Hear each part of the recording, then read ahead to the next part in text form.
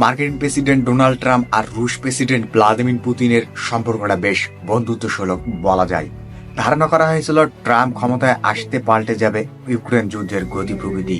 Biden প্রশাসনের অধীনে Kremlin white হাউসের বেরিতাপূর্ণ সম্পর্ক ছিল তা মধুর হয়ে উঠবে, কিন্তু হঠাৎ বেঁকে বসলেন বিবিসি প্রতিবেদক। বলছেন তিনি এবার পুতিনকে হুমকি দিয়েছেন উচ্চ শুল্ক কর আরোপ করেন, তাহলে রাশিয়া উচ্চ হারে কর, শুল্ক এবং নিষেধাজ্ঞার মুখোমুখি হবে বলে হুঁশিয়ারি দিয়েছেন প্রেসিডেন্ট ডোনাল্ড ট্রাম্প। 22 জানুয়ারি নিজের মার্কিনাধীন সামাজিক যোগাযোগ মাধ্যম যদিও রাশিয়া জনগণের প্রতি তার ভালোবাসা এবং পুতিনের সঙ্গে বেশ ভালো সম্পর্কের কথা উল্লেখ করে ওই পোস্টে বলা হয়েছে। বাহিনীর একজন ঊর্ধ্বতম কর্মকর্তা বিবিসির যুক্তরাষ্ট্রের সহযোগী বিএস নিউজকে বলেছেন 1000 সেনা সদস্য এবং 500 নৌবাহিনী সদস্য ক্যালিফোর্নিয়ার সান ডিয়েগো এবং টেক্সাসের এল পাসোতে স্থানান্তরিত করা হবে। তারা সেখানে সীমান্ত মিশন নিয়ে কাজ করবে, তবে তারা আইন প্রয়োগের কাজে জড়িত থাকবে না বলে জানান এই কর্মকর্তা। দুটি C-17 এবং দুটি C-130 বিমান, হেলিকপ্টার সহ এই সেনা সদস্যদের মেক্সিকোর নিকটবর্তী যুক্তরাষ্ট্রের সীমান্তে পাঠানো হবে। ভারপ্রাপ্ত প্রতিরক্ষা সচিব রবার্ট সেলেসেস বলেছেন 5000-এরও বেশি অবৈধ অধিবাসী দেশে সরানোর জন্য সামরিক বিমান সরবরাহ করা হবে।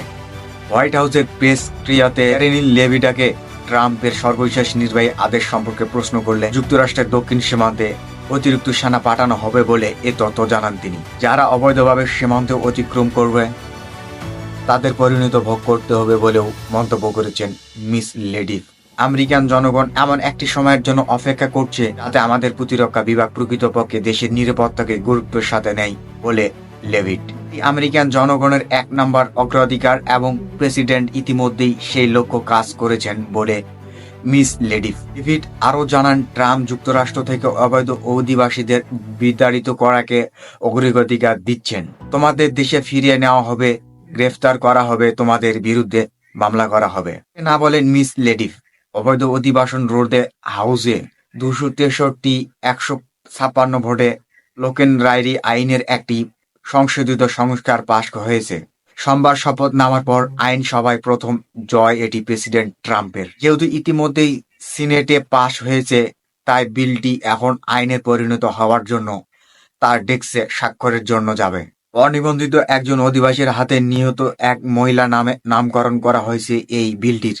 বিলটিতে কর্মকর্তাদের সুনির্দিষ্ট অপরাধে অভিযুক্ত, গ্রেফতার বা দোষী সাব্যস্ত করা হয়েছে এবং অনিবন্ধিত অধিবাসীদের আটক করার নির্দেশ দেওয়া হয়েছে। আটকযোগ্য অপরাধের পরিণতি বাড়ানোর জন্য সিনেটে চূড়ান্ত সংস্কারে 2টি সংশোধনী যুক্ত করা হয়েছে। 45 জনেরও বেশি হাউস ডেমোক্রেট সংশোধিত সংস্কারটিকে সমর্থন করার পক্ষে ভোট দিয়েছে। 1 ডজন সিনেট ডেমোক্রেট বিলটিকে সমর্থন করেছেন।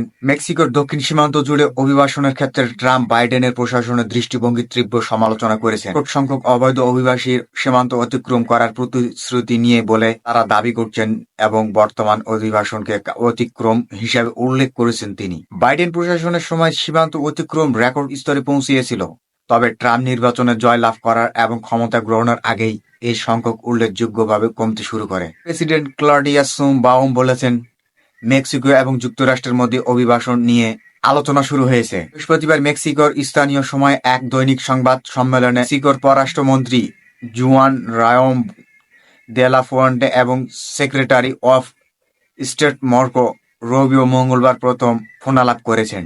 শুমবাউম কথোপকথনটিকে আন্তরিক বলে অভিহিত করেছেন।